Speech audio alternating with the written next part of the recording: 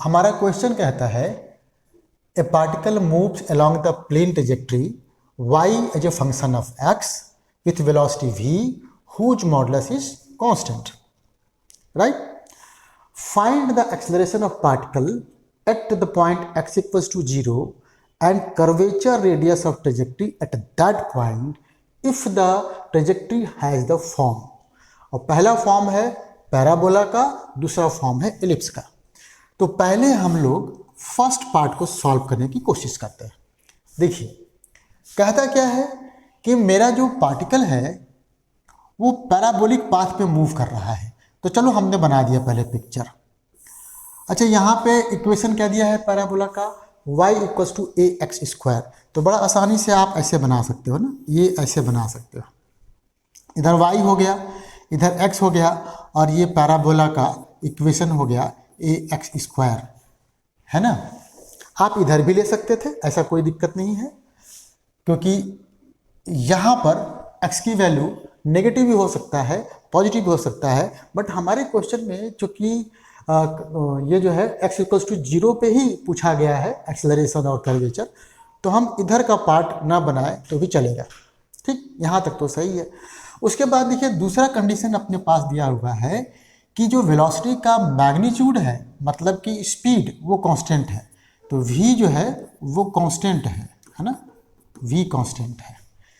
अगर कोई particle constant speed से किसी कर्व पे मूव करता है तो उसका टेंजेंशियल एक्सेलरेशन तो 0 हो गया।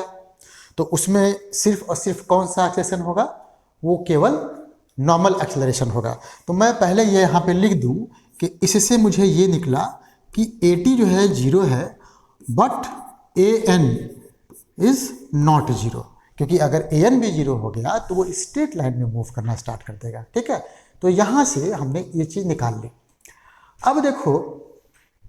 अब देखो जैसे अभी हमने कहा था कि ये तो पैराबोला का आधा पार्ट है। अगर मैं इसको पूरा बना देता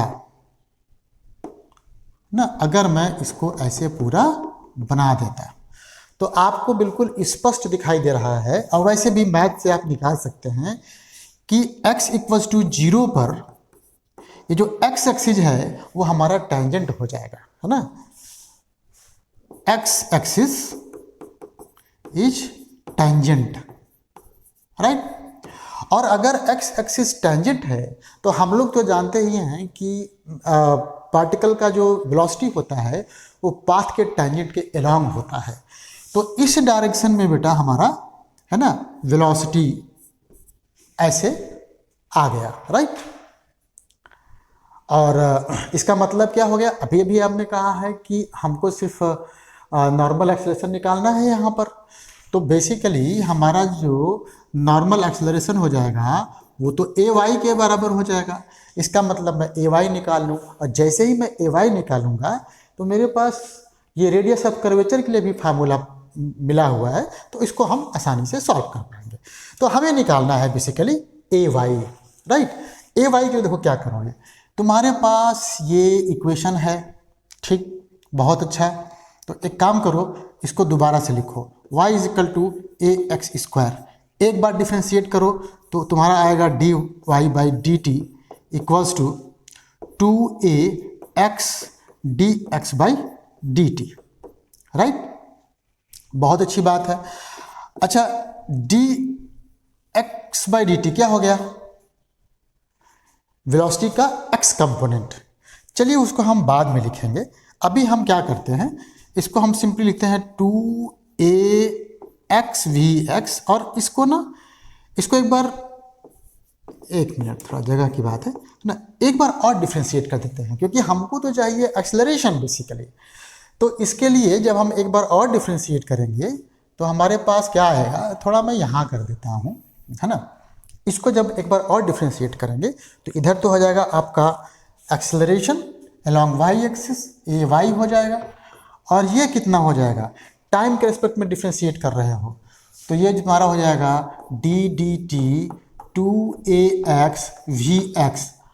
2a कांस्टेंट है, और आप इसको प्रोडक्ट रूल लगाओगे तो ये हो जाएगा आपका vx स्क्वायर प्लस ये हो जाएगा आपका x d v x by d t, या कहिए कि ये हो गया आपका 2a, ये हो गया वी एक्स का स्क्वायर प्लस एक्स ए एक्स हो गया, ए ऐसे हो गया हमारा ए वाई। लेकिन हमें क्या निकालना है, हमें तो x इक्वल्स टू 0 पर निकालना है ना ये सारा चीज़, x इक्वल टू 0।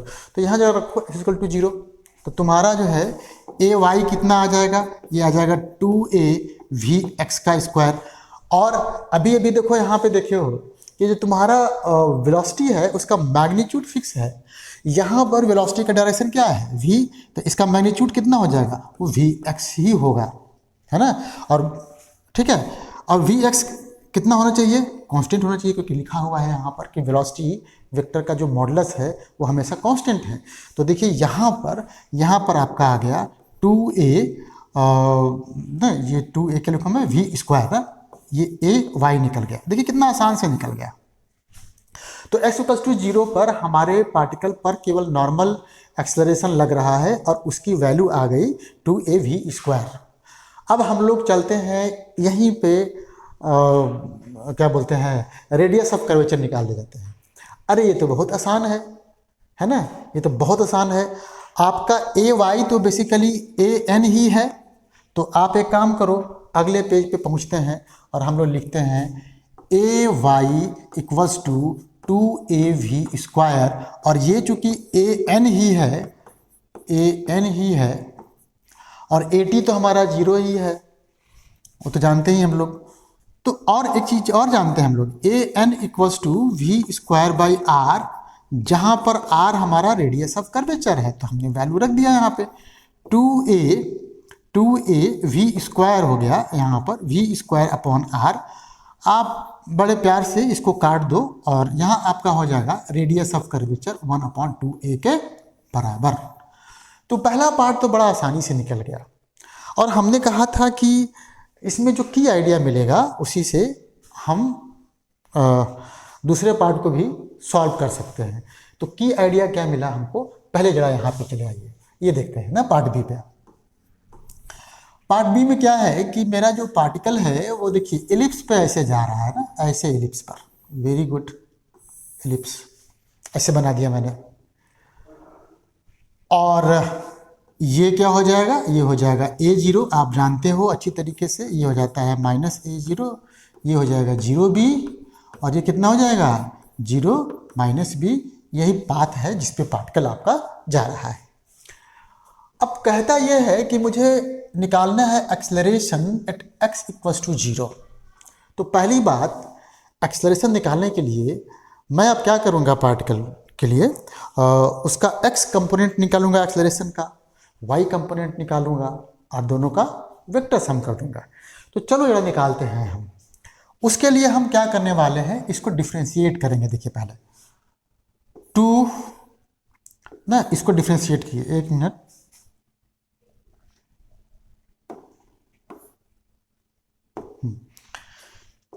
इसको डिफ्रेंशिएट किए विथ रिस्पेक्ट टू टाइम। क्यों? क्योंकि हमको बेसिकली वेलोसिटी, एक्सेलरेशन वगैरह निकालना है। तो मेरे पास ये इक्वेशन था, इसको मैंने टाइम के रिस्पेक्ट में डिफ्रेंशिएट किया। तो कितना हो जाएगा, ये हो जाएगा 2x बाई ए, ये चेन रूल लगाया है हमने, इंटू ये vx बाई ए, और यहाँ हो जाएगा देखिए 2y बाई बी, है ना, और ये हो जाएगा vy by b equals to 0, right. अच्छा, x इक्वल्स टू 0 की बात हो रही है ना इस पॉइंट पर। तो इस पॉइंट पे अगर मैं x मतलब ये क्या बोलते हैं vx और vy निकालने की कोशिश करूं, तो मेरे लिए क्या करना होगा मुझे कि x की वैल्यू यहाँ 0 पुटअप करना पड़ेगा। यहाँ मैंने x की वैल्यू 0 पुटअप कर दिया, वेरी गुड, है ना। तो यहाँ मैंने लिखा कि देखो भाई, एट x इक्वल्स टू 0 हमको इसी इक्वेशन में वैल्यू पुटअप करके मिलेगा, क्या मिलेगा, ये तो 0 हो जाएगा पूरा, ये हो जाएगा आपका y बाई बी 2, ये बी स्क्वायर कर दीजिए, vy इक्वल्स टू 0। अब चले आओ अपने पाथ के इक्वेशन में। अगर मैं यहाँ x की वैल्यू 0 रखूँ ना, देखिए x की वैल्यू 0 रखूँ तो y 0 नहीं है, y या तो b होगा या -b होगा, इसमें स्पष्ट दिखाई दे रहा है आपको। वैसे भी वैल्यू पुटअप कर सकते हैं। तो इसका मतलब ये हो गया कि ये वाला फैक्टर 0 नहीं है। इट मीन्स भी वाई यहाँ पर 0 है। वेरी गुड, भी वाई 0 है। इट मीन्स, देखिए इट मीन्स कि मेरा जो पार्टिकल है x = 0 पर या तो हो सकता है इधर भी इस डायरेक्शन में मूव कर रहा हो या इस डायरेक्शन में मूव कर रहा हो, है ना। दोनों केस में पार्टिकल या तो यहाँ है या तो यहाँ है, क्योंकि भी वाई 0 है, इसका वेलोसिटी इधर भी x हो सकता है या इधर हो सकता है, ठीक। और हम ये भी जानते हैं कि जो वेलोसिटी है वो तो कांस्टेंट है। इसका मतलब क्या हो गया? इसका मतलब ये हो गया कि ये जो Vx है यहाँ पर x = 0 पर जो वेलोसिटी हो गया Vx हो गया और वो v के बराबर हो गया। तो ये पॉइंट मैं यहाँ पे लिख दूँ, ये पॉइंट में लिख दूँ क्या? At x = 0 v = Vx। Very good, v = Vx निकाल दिया हमने। उसके बाद देखिए, ये तो हम पहले से भी कहते आए हैं कि टेंजेंशियल एक्सेलरेशन इसमें है ही नहीं, क्योंकि वेलोसिटी का मैग्नीट्यूड मतलब स्पीड चेंज हो ही नहीं रहा है। तो हमारे पास यहाँ भी केवल और केवल क्या रहेगा?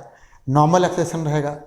और नॉर्मल एक्सेलरेशन के लिए देखिए यहाँ पे क्या बनता है ना, फिर से देखते हैं पिक्चर देख के हम लोग यहाँ दोबारा से आते हैं ना। देखिए यहाँ पर क्या है, यहाँ पर देखो, यहाँ पर क्या है? वेलोसिटी का डायरेक्शन इधर की तरफ है, या इधर भी हो सकता था, या यहाँ पे वेलोसिटी हो सकता था, इधर कहीं भी हो सकता था। चारों केस में आप देखोगे कि आपका जो नॉर्मल एक्सेलरेशन है वो अलोंग वाई एक्सिस है ना, अलोंग वाई एक्सिस है। और मुझे रेडियस ऑफ कर्वेचर निकालने के लिए केवल इसका मैग्नीट्यूड चाहिए, ठीक। तो पहले हम नॉर्मल एक्सेलरेशन निकाले जाते हैं x = 0 पर, और उसके बाद आराम से फार्मूला लगा देंगे हम रेडियस ऑफ कर्वेचर के लिए। तो हम पहुंचते हैं वहाँ पे, ठीक है। यहाँ पे देखिए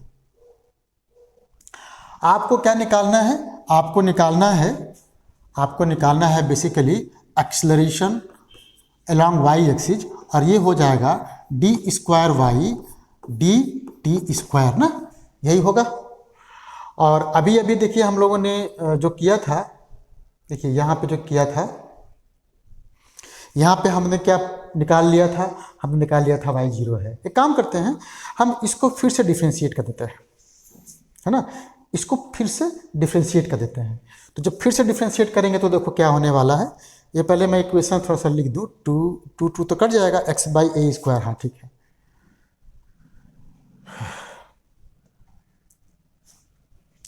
तो ये जगह x, हाँ मेरे पास हो जाएगा x/a², ये Vx है, प्लस y/b² Vy है ना, = 0। एक बार और डिफ्रेंशिएट करूँ मैं, जब एक बार मैं और डिफ्रेंशिएट करूँगा तो यहाँ देखिए क्या हो जाएगा।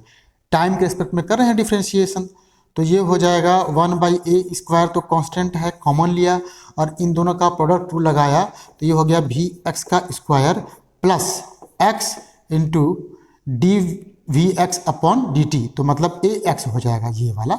और इसको देखिए 1/b² आप कॉमन लिए, यहाँ पर आपका हो जाएगा Vy² प्लस कितना हो जाएगा? हो जाएगा y मतलब d नहीं, वो लिख दो, सीधा लिख दो ay प्लस ay है ना, इतना हो गया, दैट इज इक्वल टू 0, क्योंकि हमने इसको दोबारा से केवल डिफ्रेंशिएट ही किया है। अब x = 0 की बात करूंगा मैं, तो यहाँ देखिए 0 रख देंगे आप, यहाँ 0 रख देंगे आप, ये आपका कंप्लीटली क्या हो गया? 0 हो गया। Vx कितना था? v के बराबर हो गया था, तो मैंने यहाँ पे रख दिया, मैंने यहाँ रखा तो v², यहाँ देखिए 1/a² हो गया आपका। और आपने ये भी देखा था कि जो आपका x कंपोनेंट था वेलोसिटी का x = 0 पर Vy, ये भी 0 हो गया था। तो यहाँ से आया 1/v² है ना, ये 0 प्लस ay और ये y इक्वल्स टू 0। तो एक काम करो, ए वाई इक्वल्स टू कितना हो गया तुम्हारा माइनस भी स्क्वायर अपॉन ए स्क्वायर हो गया, और सॉरी यहाँ बी स्क्वायर भी था। तो ए वाई जो हुआ आपका ये हो गया माइनस ये देखिए B square upon a square into यहाँ वाई ये भी स्क्वायर। y कितना होगा x इक्वल टू 0 पर, इसी में रखोगे x की वैल्यू 0, y निकल जाएगा। तो y या तो प्लस भी हो सकता है या माइनस भी हो सकता है। तो चलिए हमको सिर्फ इसका मैग्नीट्यूड चाहिए।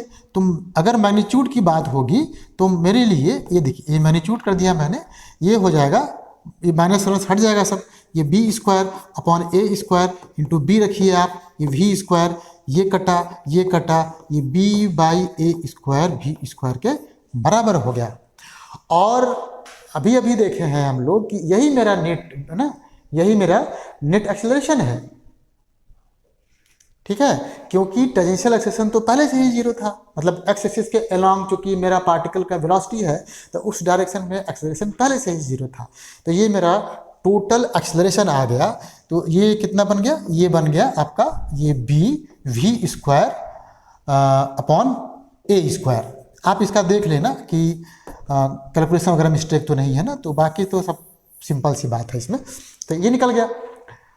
अब आप कहोगे कि रेडियस ऑफ कर्वेचर निकाले। अरे भैया रेडियस ऑफ कर्वेचर तो साफ साफ इसी में दिख रहा है, देखो कैसे, यहाँ बना देता हूँ मैं, तुम्हारा जगह भी बच जाएगा। रेडियस ऑफ कर्वेचर के लिए फार्मूला क्या था, r equals to we square upon a n, रख दिया मैंने। ए एन क्या है, ए वाई है, b square upon a y कर दिया। देखो यहाँ पे b square upon a y करोगे तो ये b square sorry a square upon b आ जाएगा, ए स्क्वायर अपॉन बी आ जाएगा। ये रेडियस ऑफ कर्वेचर हो गया, ठीक है।